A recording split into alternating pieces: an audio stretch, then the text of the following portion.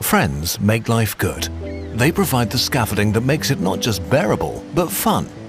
They give us a sense of meaning and purpose and are a source of security, self-esteem, and happiness. Almost nothing predicts how happy you will be as how connected you feel, and a lack of social connection is associated with a number of diseases and a shorter life. But maybe you have scrolled through your phone unsure who to call to go to a movie with, to celebrate with, or ask for comfort. You may realize that you don't have enough friends and feel lonely. And it's not just you. Disconnectedness and loneliness are widespread. Many people want more close friends but don't know how to get them.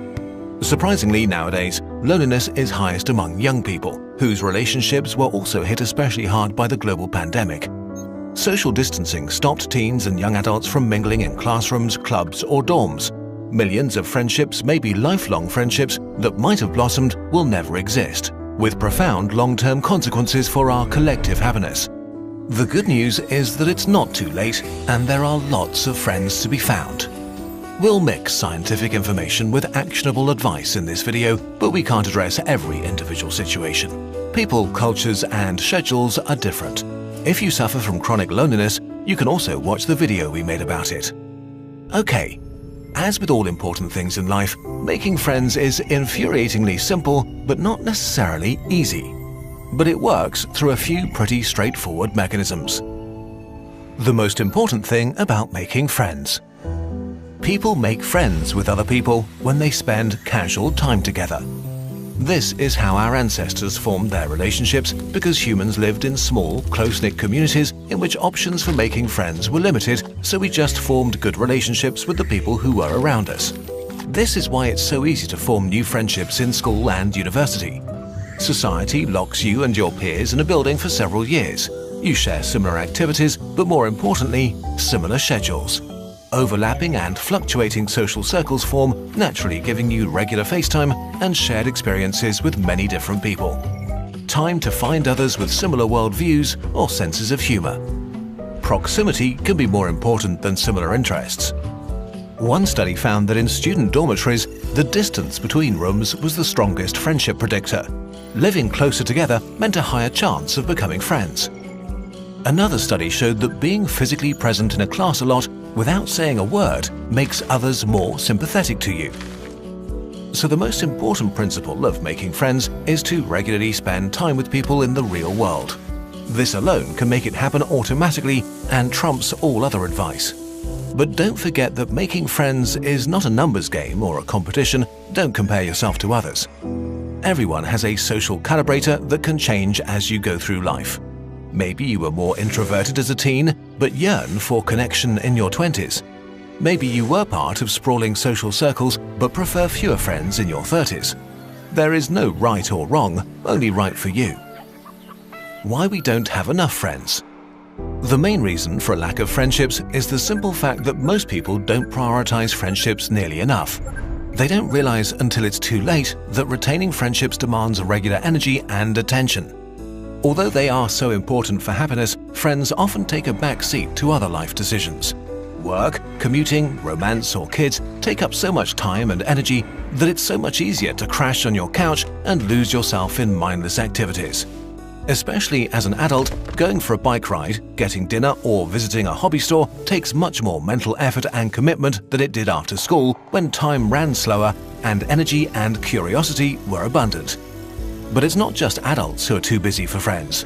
The average American teenager spends more time on TikTok every day than socializing at parties, events, or on the phone with friends combined. Established friendships don't require the same time investment as early friendships to keep up, but they do require some commitment. As life distracts you, it's easy to skip out on checking in when a friend goes through exciting or depressing times. And so many friendships fade for lack of attention, often by accident. Which is extra tragic because there is never only one person losing a friend, it's always at least two. Another thing that makes many people vulnerable is the way friendship networks are structured. The friendship paradox is the phenomenon that on average, most people have fewer friends than their friends. Which makes sense since you're more likely to be friends with someone who has many friends than with someone who has few. Rather than being densely interconnected, friend networks are often built around central hubs. So if central people disappear from your life, this can deprive you of many connections at once. And it can lead to a distorted self-perception that you are less popular than others, although you are perfectly average. It can get worse quickly with big life events. Maybe you move for school, work, or love and are left without social networks. Or you had a breakup that left you with the smaller part of the formerly shared social pie. The reasons why you find yourself with less connection than you want are as diverse as people, but the underlying cause is almost always time. There is no shortcut. To make new friends and retain friendships, you have to prioritize relationships, spend time with people in real life, and make them feel that you care. So take a look at yourself and rebalance what you spend your life doing. How to make new friends. Studies have shown that new friendships can develop quite quickly, weeks after you meet someone. But it takes a few months for a casual friendship to become a close relationship, with the biggest impediment being time invested and the quality of your interactions. To make friends, it helps if you intentionally look for people you have things in common with and who are open to new relationships. You want to make it easy for yourself, so examine what kind of person you are. Generally speaking, extroverts tend to crave sensory stimulation, spicier foods, loud music, or the excitement of engaging a crowd. Introverts, often confused with shy people, tend to be more sensitive to sensory stimulants and prefer quieter surroundings, fewer people, and even less spicy food. Different places attract different people. Not everybody can easily make friends at a bar or a football game. Not everybody finds a stroll through a park or a bookstore stimulating. Men especially form friendships around shared activities, but in general, it's a good idea to go to places that feel comfortable, where there are people you might like who do things you find interesting. Look for local clubs or opportunities to volunteer. Check out what hobby stores are around and dust off your Space Marines, or see if there are new D&D groups in your city and ask if you could join one. Check meetup apps for gaming nights or wine tasting, join a sports club, or look for people who go hiking or want to cook together. Another obvious avenue is your professional life. It helps if you work in a job that attracts people like you, so you might consider this when you choose a career. Deepening your relationship with colleagues can lead to great friendships, especially if you look for peers and there is no power imbalance. And of course, there are friends you've lost touch with. You may be able to revive some of these relationships. In some cases, all it needs is a call or an invitation. Research shows that more often than not, the other person will appreciate that you've reached out. There are likely way more opportunities to spend time with others than you are aware of. And if there aren't, you can take the initiative and create them. Invitations are signals to start friendships. So bring people together by having a dinner party, organizing a football game after work, or starting a board game group. Everybody appreciates people who organize fun things, and the simple act of reaching out can kickstart a self-propelling upward spiral of well-being, fun, and connectedness that can seriously improve the life of everyone around you in meaningful ways. If you meet someone you vibe with, it's pretty scary to make the first move, but they may feel the same way. Equally interested in a friendship, but also blocked by fear of rejection. So it's worth going for it. Worst case, they're not interested, which will sting for a few hours, but the best case could be a lifelong friendship. A risk well worth the reward. Once you've formed early connections, check in whether they have important things happening in their life.